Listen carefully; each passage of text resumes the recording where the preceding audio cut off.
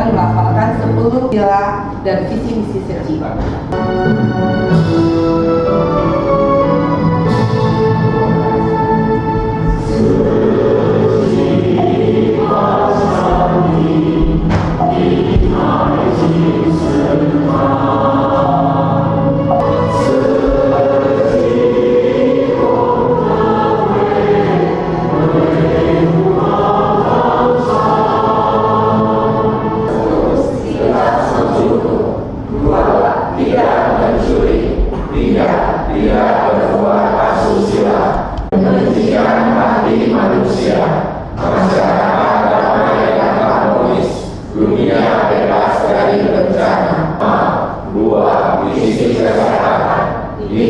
Misi pendidikan, 4. Misi budaya humanis, 5.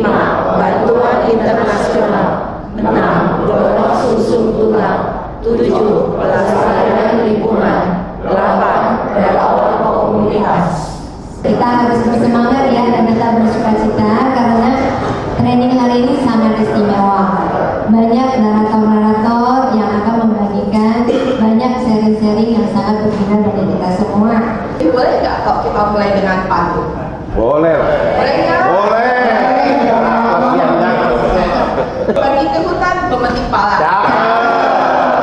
Pala disimpan di dalam lemari. Selamat datang peserta training semua.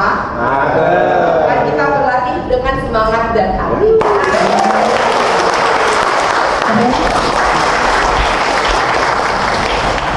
Selamat pagi, SECI semua. Diminta sharing cerita-cerita tentang pengalaman 20 tahun saya sebagai karyawan dan relawan SECI, ya, karyawan dan relawan SECI. Pertama-tama saya ini foto udah lama ya, tahun 2010, foto 2010 berarti foto 15 tahun lalu. Waktu itu kebetulan dapat penugasan untuk mendampingi proyek kemandirian dari pesantren Nurul Iman di Bogor. Jadi mungkin udah pernah dengar ya kalau SECI juga mendampingi pesantren di Bogor. Waktu itu kita mendonasikan setiap bulan 50 sampai 75 ton setiap bulan untuk pesantren ya, karena Habib itu kan luar biasa ya. Kita lihat beliau 13.000 santri itu sebulan aja 50 sampai 75 ton loh berasnya, sehingga SECI dukung selama lebih dari 8 tahun. Namun belakangan ada program kemandirian untuk menanam sendiri padinya. Nah ini di Karawang. Nah saya kebetulan waktu itu bagian dari proyek untuk program ini. Ladang padi ini adalah bagian dari sejarah antara SECI dan pesantren Nurul Imam. Kita pernah ada satu program kemandirian pangan. Orang ini ajak temennya lagi punya 15-20 orang lagi, ini lagi hingga akhirnya ya relawan SECI semua ujung-ujungnya ya udah donatur, relawan semua ya saudara-saudara semua kan begitu ya. Membantu kalau satu rumah kira-kira 5 orang tinggal berarti kan kita membantu 5.000 orang. 1.000-nya Mas juga sudah membantu 5.000 orang. Jadi kan pahalanya luar biasa dengan dana 1.000 saya bilang begitu ya. Akhirnya dia masih nggak percaya 1.000 bisa jadi donatur SECI, dia kasih 3.000 waktu itu. Saya pertama 3.000. Begitu dapat 3.000 itu senangnya lebih senang daripada kalau akhir bulan gaji masuk ke rekening. Nah, jadi 3.000 saya buru-buru ke admin, print tanda terima, kasih dia buletin, terus buru-buru terima kasih. Nah ini donatur pertama saya nih sampai saat ini masih ada. Sekarang udah keren lah dia, udah jadi barista.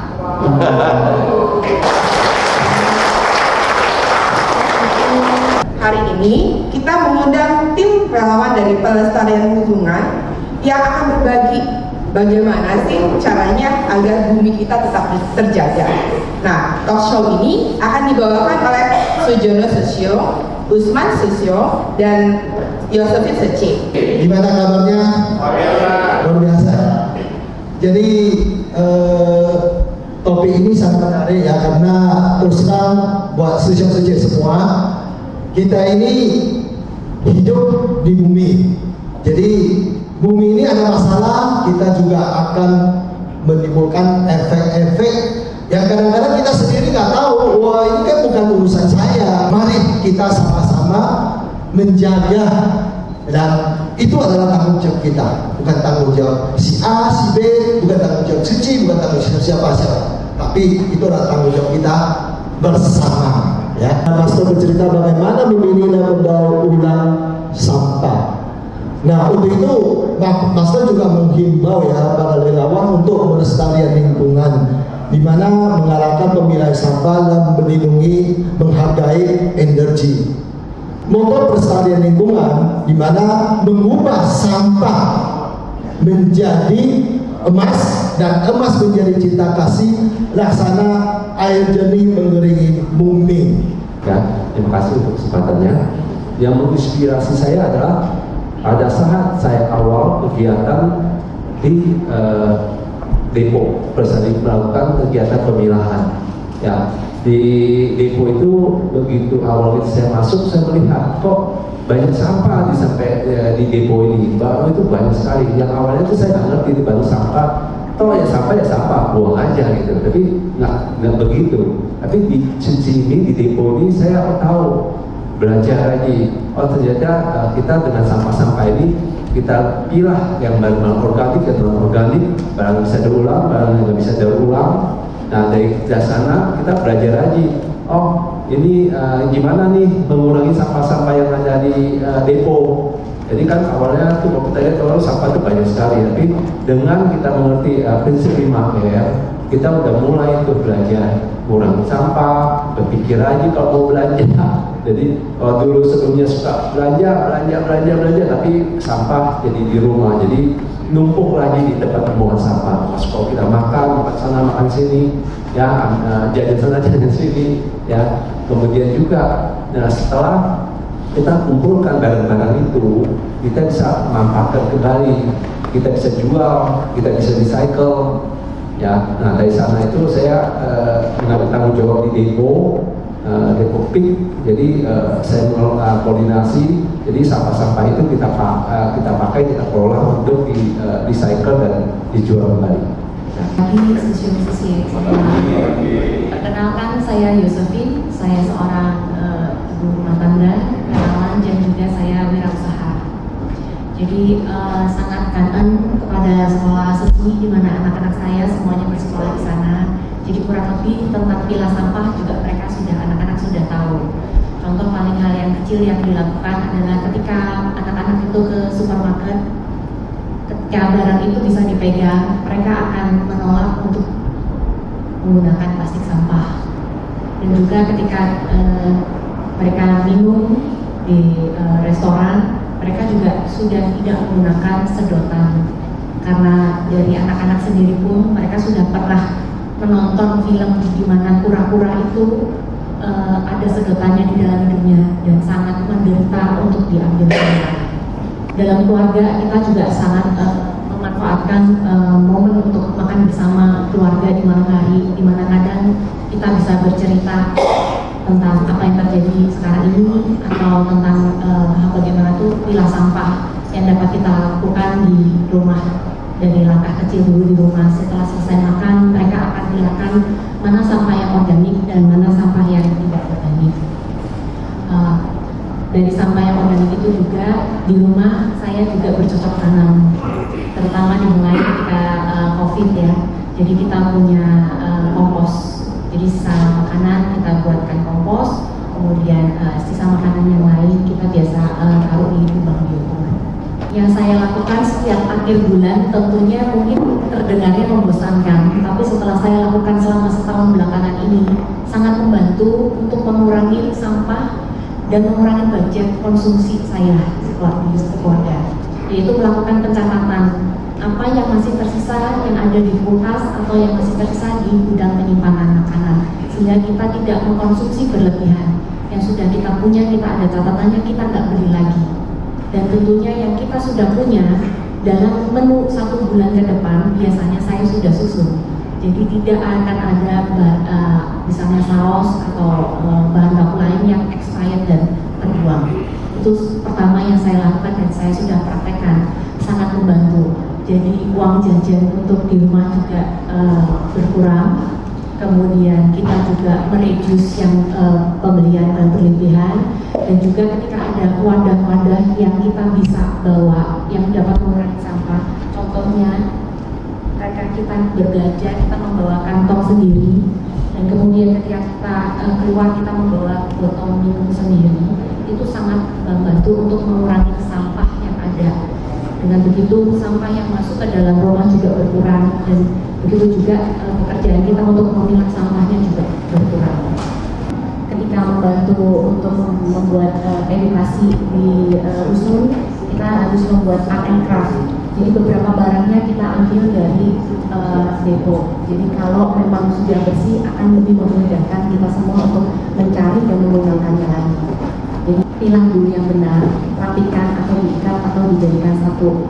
Sekali lagi, kita mungkin memikirnya adalah sampah, tapi bagi orang lain atau orang yang membutuhkan itu adalah emas atau sesuatu yang sangat berharga. Jadi dengan memilah sampah dan sampah botol yang kita tolak, berarti kita sudah membantu mencintai bumi kita dan kita menyayangi untuk generasi berikutnya. Minta satu grup diwakili oleh 5 sesium atau 5 sesi per grup ya. Pas boleh. Oke, kira-kira apa mau diperagakan ya, ingat ya. Siap.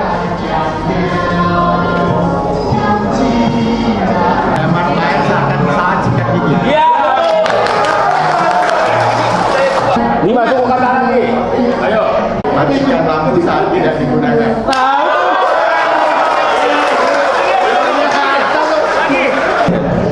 Oke, ada 6 suku kata ya.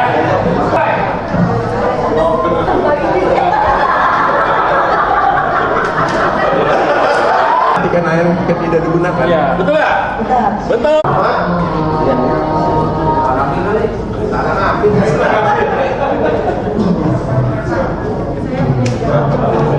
Ada 4 suku kata. Ya. Coba diulang. Betul ya. Tempat makan sendiri. Ya. 3 suku kata. 5, 4.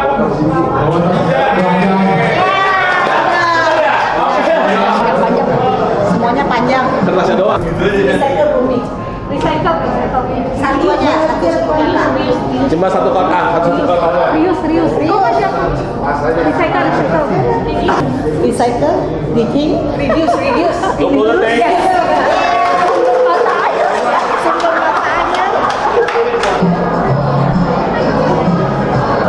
Satu suku kata. Oke.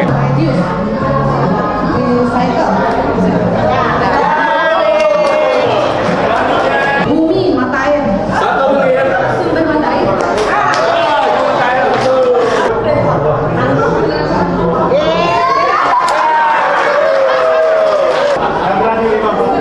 Dua suku kata. 2 suku kata, ayo.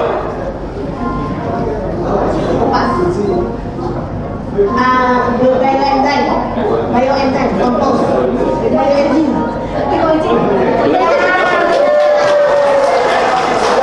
1 menit. Mati lampu.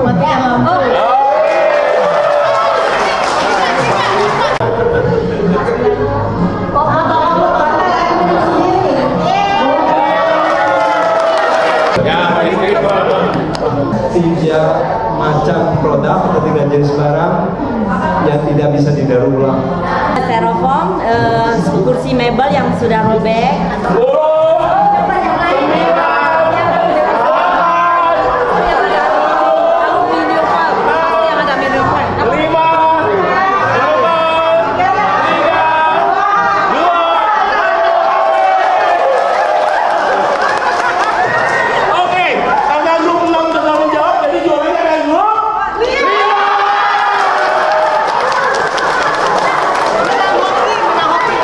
Kita ambil resiko yang dapat tanggung jawab kita kasih jawab, tapi nggak boleh salah. Apa yang dimaksud dengan 3R dalam pengolahan sampah?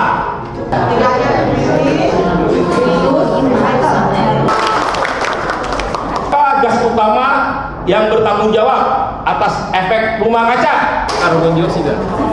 Betul. Karbon dioksida dan zat.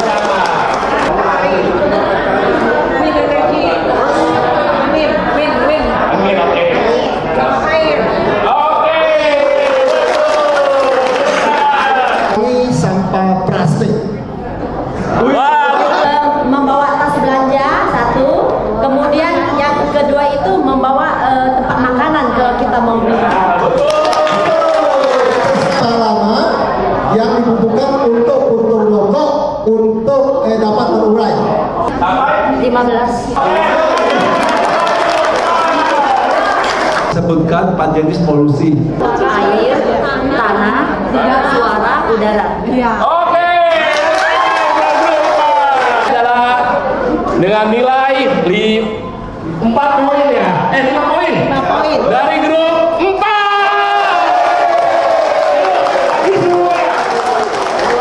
Luar biasa. Ya, Siti, luar biasa. 3.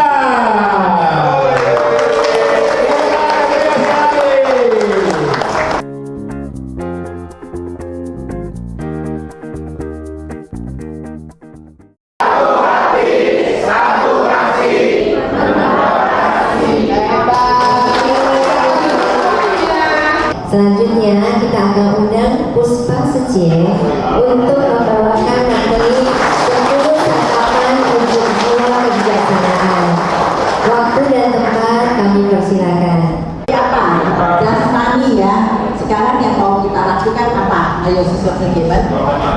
Untuk rohani kita ya. Jadi master selalu mengingatkan harus ada keseimbangan antara jasmani dan rohani. Jadi bukan kita hanya untuk jasmani kita yang kuat, tapi rohani kita begini. Akhirnya kita sendiri yang kondisinya tidak sehat ya. Jadi disinilah kita bilang 10 sila, 10 santapan untuk jiwa kebijaksanaan kita. Mungkin dari sesyong sejemen, kalau kita sebelum mulai dari kegiatan kita biasanya ada baca 10 sila nggak? Ada. Kira-kira semuanya memahami nggak 10 sila ini? Hanya untuk kita baca atau untuk apa? Ayo. Tidak membunuh. Apakah itu aja yang kita sebut-sebut? Setelah kita ucapkan biasanya kita praktekkan di dalam kehidupan kita sehari-hari ya. Soalnya ini sangat penting, master juga selalu menghimbau kita 10 sila kita ini adalah sebenarnya untuk kita bagaimana menjaga kita agar selalu di jalur yang benar ya. Jadi kita sama-sama belajar, oke hari ini? Oke, yuk kita tepuk tangan. Jadi kita kececi yaitu mencari sesuatu yang lebih bahagia. Mungkin kadang-kadang kita di rumah ada mood yang tidak bahagia, tapi setelah kita kececi sama-sama berkegiatan, happy nggak? Happy. Oke, kita next session. Hal yang kecil yang baik dan tidak baik itu sebenarnya hanya sebersih juga. Tapi kenapa yang tidak baik itu kita simpan terus sebagai sampah di dalam gudang kesadaran kita? Itu kita bawa di dalam setiap kehidupan. Master bilang kalau kita tidak bisa memahami ini akan kita selalu bawa dan kita akan selalu ingat orang ini. Padahal tujuan kita kecil untuk apa? Ayo. Bagaimana kita menjalin jodoh yang baik dengan semuanya. Jadi jangan sampai ada jalinan jodoh yang tidak baik ya. Jangan kita simpan hal yang tidak baik ya. Awalnya hanya sedikit aja. Sudah sedikit, minum lagi sedikit. Udah minum sedikit lagi, dipanggil namanya siapa? Udah mulai lupa namanya sendiri. Ini bahaya juga anak-anak. Jadi di sini kesadaran kita akan hilang. Gimana kita di sini bilang tidak boleh minum minuman beralkohol. Ini hati-hati. Ini bahaya. Ini apalagi yang merokok juga ya. Sebenarnya merokok itu ya kadang-kadang sudah ditulis ya, merokok itu merusak kesehatan. Tapi kenapa mau merokok terus ya? Ini yang saya mau tanya. Dan sesuai ada yang merokok kan di sini? Wah, luar biasa.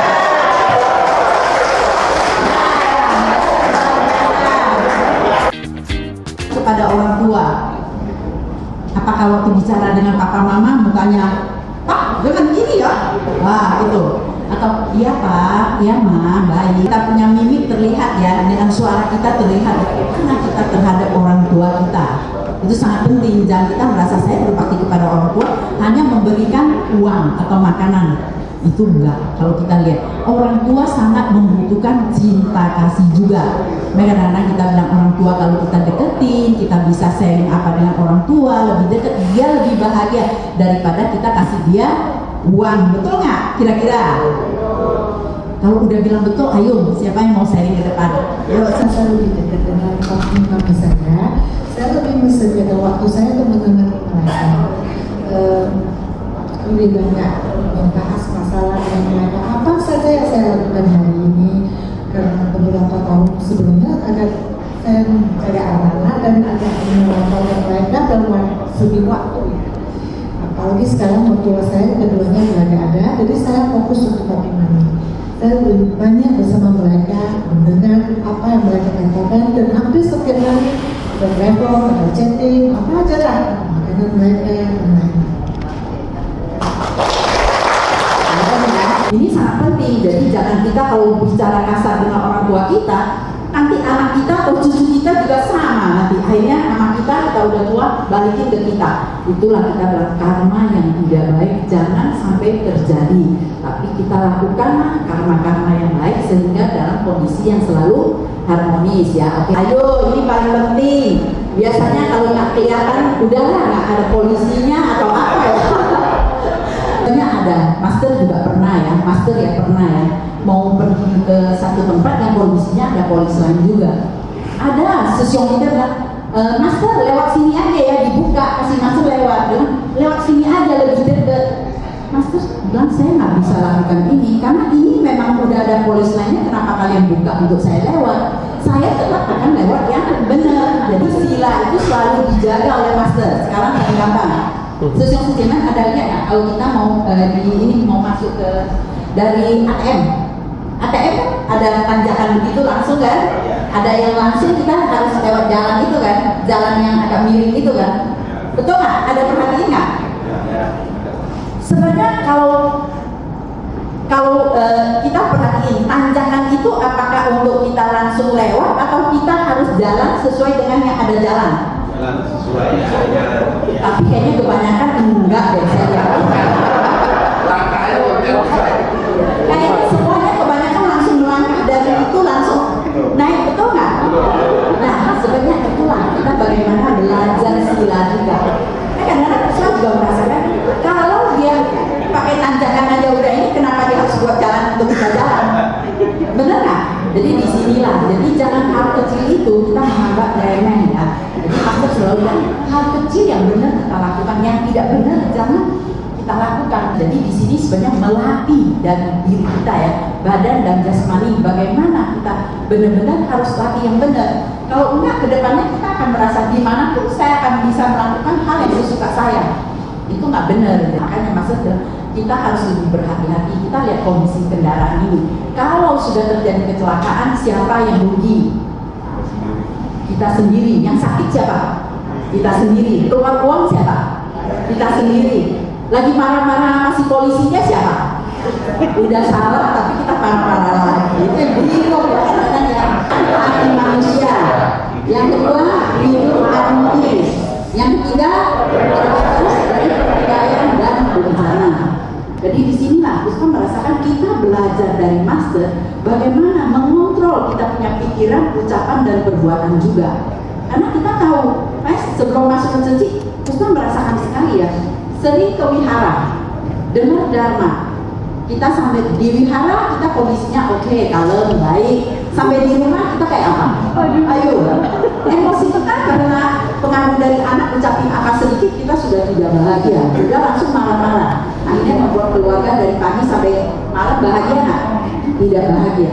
Tapi setelah masuk ke pintu Dharma Suci, mendengarkan apa yang Master bilang, kita adalah guru untuk anak-anak kita, untuk saudara kita. Jadi kita harus merubah. Yang awalnya kita penuh dengan tren yang tidak bagus, emosi yang tidak bagus, mulut kita juga suka mengucapkan hal-hal yang tidak baik orang lain, itu juga harus kita hilangkan.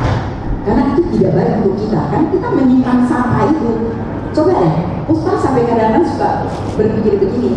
Kalau saya lagi refleks, pikirannya keluar ini, berarti gudang saya masih ada hal yang tidak baik itu. Jadi saya akan stopin dulu, baru saya mulai berpikir. Oh berarti di gudang saya banyak sekali masih ada sampah ini. Makanya di suci belajar untuk hal yang baik. Hal yang tidak baik harus kita kikis kan? Soalnya banyak sekali mungkin dari siswa seniman yang sering nonton dari TV. Wah, ini ada nonton dari TV sekarang. Ayo.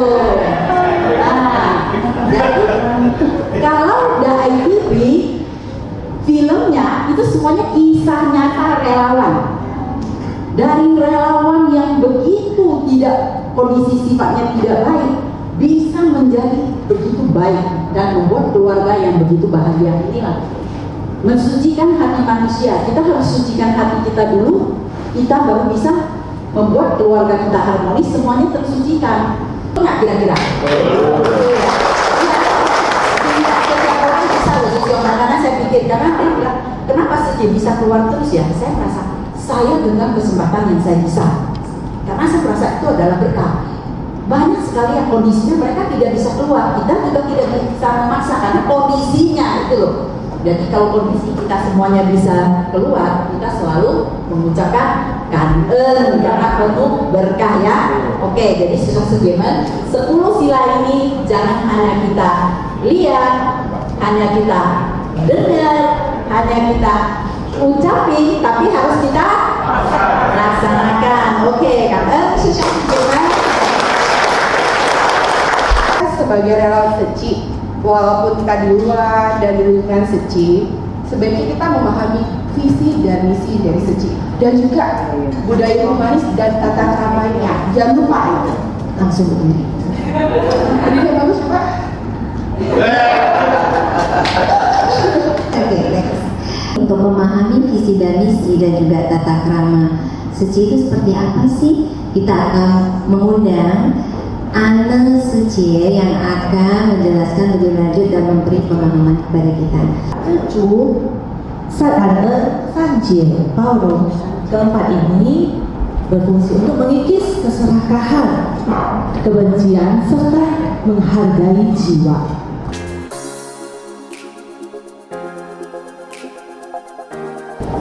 Bersihkan hati manusia, kemudian ciptakan masyarakat yang harmonis, dunia bukan insting. Luar biasa. Terutama untuk SECI ada 4, betul. Silakan tepuk tangan. Celengan beras. Ya, betul. Ya, karena sosio. Berjalan dalam formasi 2-2.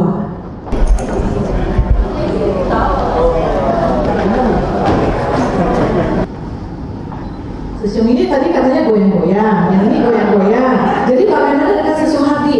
Ada yang salah nggak?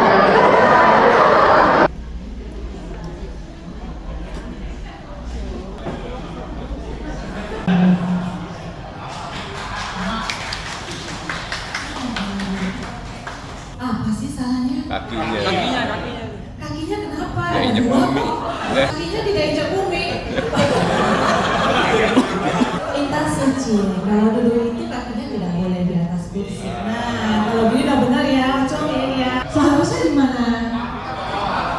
Intan suci. Kalau itu harus disimpan di dalam kantong ya suci. Benar nggak? Salah, harusnya ke dalam. Nah, seperti ini ya suci lain kali ya. Di atas gelas itu tidak boleh diletakkan di atas meja, karena kita akan menyenggolnya dengan tidak sengaja. Sang manusia itu selalu posisinya membentuk udang. Kalau diperagakan udang itu seperti apa? Yaitu tidak boleh runcing karena Diletakkan di depan ujung hidung. Tidak boleh meruncing ke atas, harus ada di ujung hidung. Jenjang relawan Abu Putih. Ini kan udah keempat ya. Nah, di penghujung juga. Suci. Semoga dalam training 4 kali selama periode 2024-2025 ini Suci yang mendapat sesuatu dan juga membuat kita menjadi diri yang lebih baik. Ini salah satunya, ini kan AP4 yang tertunda ya kemarin ya, karena ada insiden itu ya. Nah, kita bersyukur tidak sampai fatal, tidak sampai gimana. Jadi itulah mungkin dengan adanya menambah suci yang di sini, itu faktor energi positifnya membawa untuk negara kita. Jadi untuk selanjutnya lebih semangat karena memang sangat dibutuhkan energi positif di dunia ini. Dari segi manapun lah, dari segi perubahan diri, dari yang kurang menjadi yang udah baik menjadi lebih baik lagi dan mempengaruhi lingkungan kita, sekeliling kita, timbulkan energi positif. Oke, itu aja pesan saya adalah harus tetap semangat apapun itu ya, karena sisi juga kepada